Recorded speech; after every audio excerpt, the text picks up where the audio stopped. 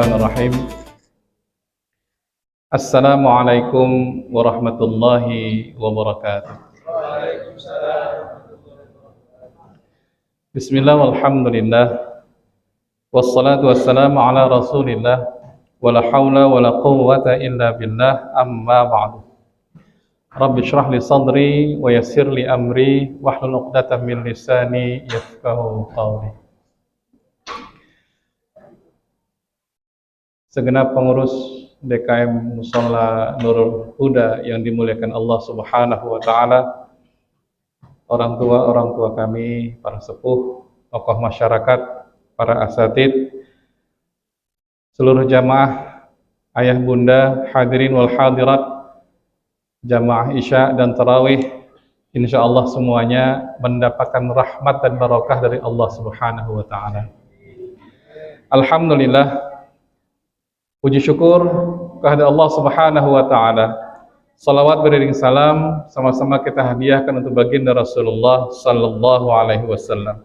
Allahumma shalli wa sallim wa barik alaihi. Jamaah sekalian dimuliakan Allah, saya mendapatkan tema malam hari ini adalah Ramadan, bulan ampunan. Saya mencoba merenung beberapa keberkahan yang bisa kita rasakan di bulan Ramadan, sehingga saya mendapatkan satu kata yang membuat saya tergila-gila dengan Ramadan. Ramadan, satu kata berjuta berkah. Ramadan, satu kata berjuta berkah. Saya menghimpun kurang lebih ada 30 keberkahan yang bisa kita rasakan di bulan Ramadan. Mungkin karena waktunya tidak cukup, saya sampaikan 3 aja. Nanti 27 yang lainnya kapan-kapan kalau diundang lagi. Yang pertama adalah sesuai dengan tema kita ini. Ramadan adalah bulan ampunan. Rugi rasanya di Ramadan ini kita tidak mendapatkan ampunan. Rugi rasanya sepanjang puasa kita sebulan penuh tapi tidak mendapatkan ampunan dari Allah Subhanahu wa taala. Padahal Rasulullah sallallahu alaihi wasallam menjanjikan, "Man shoma ramadhana imanan wa ihtisaban, ghufira lahu ma taqaddama min dzambi." Barang siapa yang berpuasa, kata Rasulullah, puasa Ramadan dengan penuh keimanan dan penuh ampunan kepada Allah Subhanahu wa taala, ghufira lahu ma taqaddama min dzambi. Maka dosa-dosanya yang dulu akan diampunkan oleh Allah Subhanahu wa taala. Di hadis lain disebutkan man qama. Kalau tadi man shoma, nah kalau yang keduanya man qama ramadhana imanan wa ihtisaban, ghufira lahu ma taqaddama min dzambi. Artinya, barang siapa yang mendirikan sholat di malam-malam Ramadan, ya, seperti malam hari ini dan malam-malam yang kemarin, ghufira lahu ma taqaddama min dzambi, maka dia akan mendapatkan ampunan dari Allah Subhanahu wa taala. Jamaah sekalian dimuliakan Allah, kita ini adalah hamba-hamba Allah yang banyak dosanya. Betul-betul. Coba yang merasa suci dirinya, acungkan tangannya. Ada nggak di sini? Mana orangnya? Ada nggak? Kita ini adalah hamba-hamba Allah yang banyak dosanya. Termasuk yang ngomong ini, paling banyak dosanya. Sehingga momentum Ramadan ini betul-betul kita ambil kesempatan kita untuk mohon ampun atas segala dosa-dosa kita. Baik dosa yang besar maupun dosa yang kecil. Baik yang sengaja maupun yang tidak sengaja, pasti ada pada diri kita. Betul-betul. Oleh sebab itu, inilah momentum. Walaupun nanti setelah Ramadan, bukan berarti ampunan itu sudah tidak ada lagi. Ada. Cuman bagaimana ampunan di bulan Ramadan ini? Masya Allah, setiap detik, setiap waktu, Allah senantiasa menunggu hamba-hambanya untuk minta ampun kepada Allah Subhanahu wa ta'ala. Izin saya bertanya kepada ayah bunda, boleh nggak kita berbuat dosa? Ayo dah jujur. Boleh nggak kita berbuat dosa? Boleh. Iya. Kalau ada murid Syekh Ibrahim bin Adham, muridnya bertanya kepada gurunya Syekh Ibrahim bin Adham, wahai Syekh, izinkan saya untuk berbuat dosa. Izinkan saya. Apa kata gurunya? Monggo, silahkan. Tafadhal. Mangga. Cuma syaratnya ada 5. Syaratnya ada 5. Boleh berbuat dosa, syaratnya 5. Kalau 5-nya sudah terpenuhi, silahkan mau berbuat dosa. Syarat yang pertama, kalau mau berbuat dosa, jangan sampai dilihat Allah. Ya. Ya. Kita jadi mikir, gimana bisa berbuat dosa tanpa dilihat oleh Allah. Allah Maha mengetahui. Di balik batu kita sembunyi, Allah tahu. Maka kata Syekh Ibrahim bin Adham kepada muridnya, silahkan kau berbuat dosa, tapi pertama kau penuhi dulu, jangan sampai dilihat Allah. Wah, nggak bisa guru, masa saya harus gimana ya? Ya udah, kalau nggak bisa, yang kedua aja. Syarat yang kedua, engkau boleh berbuat dosa, tapi setelah itu jangan tinggal di bumi Allah. Tapi ya, kita mau tinggal di mana? Kan gitu. Bahkan di luar bumi ini pun, di luar dunia, di luar bumi ini pun semuanya milik Allah. Yang ketiga, silahkan kau berbuat dosa, tapi setelah berbuat dosa, jangan lagi makan rizki Allah. Coba itu. Syekh Ibrahim bin Adham kalau ngajarin muridnya, modelnya begini, keras. Disuruh mikir. Kalau kita ketika berbuat dosa tuh, coba ingat Allah. Allah lihat nggak perbuatan kita? Selama Allah masih melihat kita, maka tidak ada celah kita untuk berbuat dosa. Yang keempat, engkau boleh berbuat dosa, tapi nanti kalau sudah wafat, waktunya datang, meninggal, udah ajal datang, bilang sama malaikat Israel untuk nunggu sebentar, dikasih kesempatan untuk bertaubat kepada Allah. Isa orang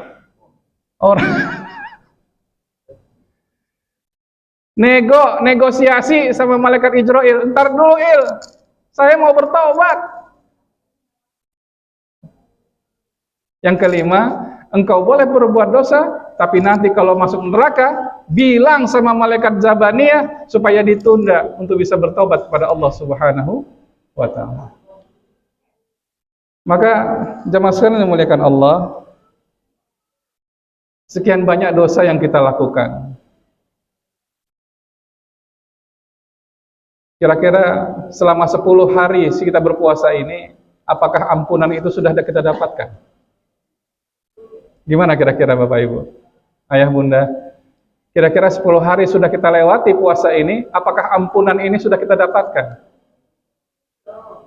Belum ya Bun? Ya Allah. Maka tanda-tanda orang yang sudah diampuni oleh Allah. Saya kasih satu tanda aja ya Bun ya. Saya kasih satu tanda aja. Orang kalau sudah mendapatkan ampunan Allah, tandanya dia benci untuk berbuat dosa. Dia benci untuk berbuat dosa, nggak mau. Ibaratnya dosa yang dia lakukan itu, yang sudah-sudah, itu ibarat bangkai. Nggak mau dia untuk mendekatinya lagi. Itu ciri-cirinya itu. Saya kasih bonus deh. Orang kalau sudah mendapatkan dosa, maka dia semakin takut kepada Allah Subhanahu wa ta'ala. Takut kepada Allah. Satu kisah, saya selingi dengan kisah. Kisah nyata. Saya mendapatkan kisahnya ini dari Ustadz Abi Maki. Ngaji langsung dalam kitab Riyadhus Shalihin. Beliau menceritakan begini. Ada seorang mahasiswi perempuan di Turki, ketika melakukan perjalanan sama rombongannya dengan mahasiswa-mahasiswanya lain, dengan teman-teman yang lain. Kemudian begitu sudah sampai di tempat tujuan, di satu desa, dan desa ini desa terpencil, lalu ketika pulang, karena kegiatan mahasiswanya sudah selesai, ketika pulang, rupanya yang perempuan tadi ini ketinggalan rombongan. Masya Allah, ketinggalan rombongan. Sudah larut malam, mau pulang bingung karena ditinggal oleh rombongan tadi.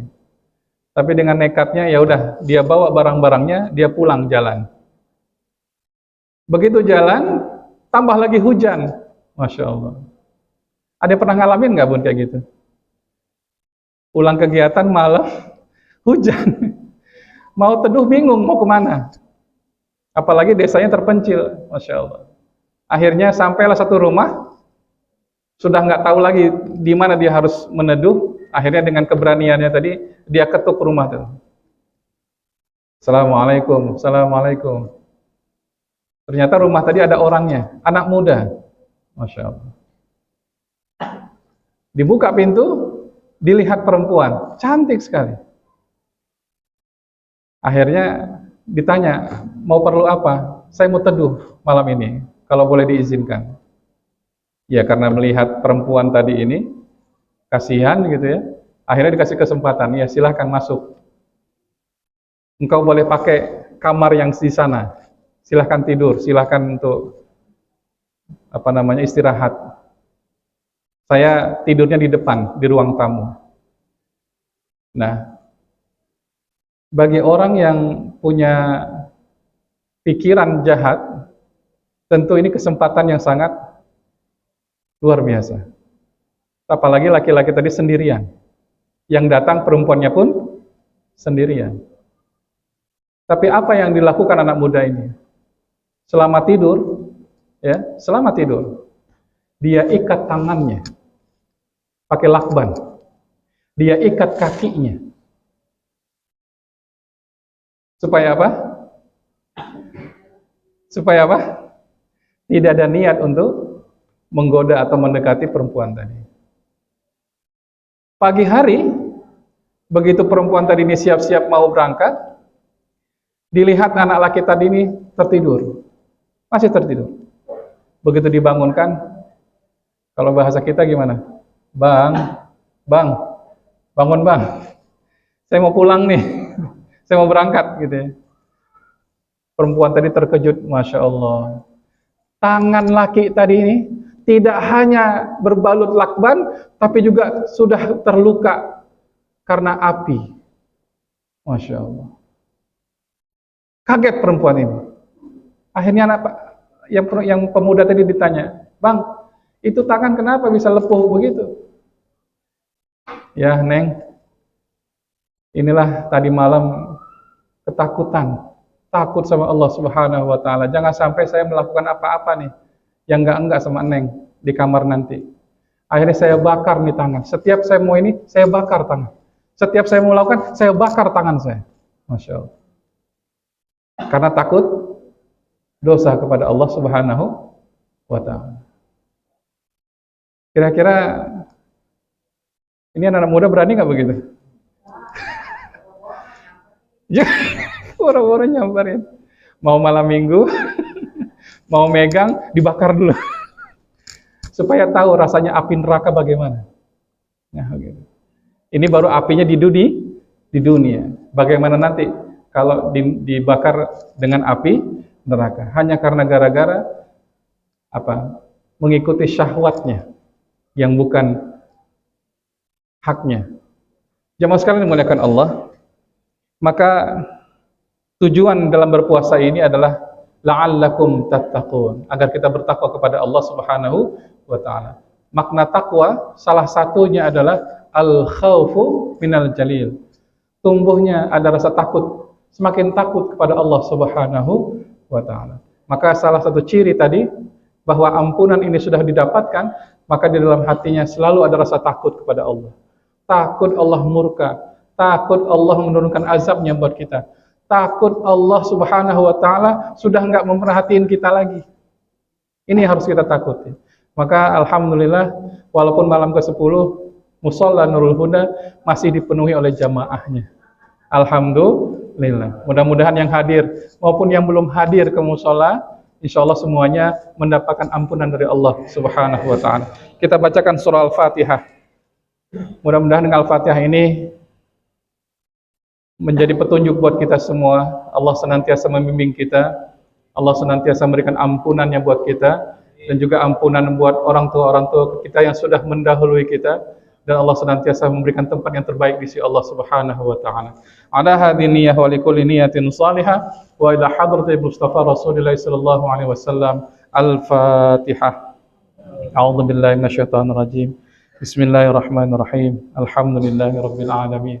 Ar-Rahmanir Rahim. Maliki yaumiddin. Iyyaka na'budu wa iyyaka nasta'in. Ihdinas siratal mustaqim. Siratal ladzina an'amta 'alaihim ghairil maghdubi 'alaihim waladdallin. Amin. Ini saja yang dapat kami sampaikan. Insyaallah kita lanjutkan, kita sambung di waktu lain yang akan datang. Terima kasih atas perhatian. Mohon maaf lahir dan batin. Billahi taufiq hidayah. Assalamualaikum warahmatullahi wabarakatuh.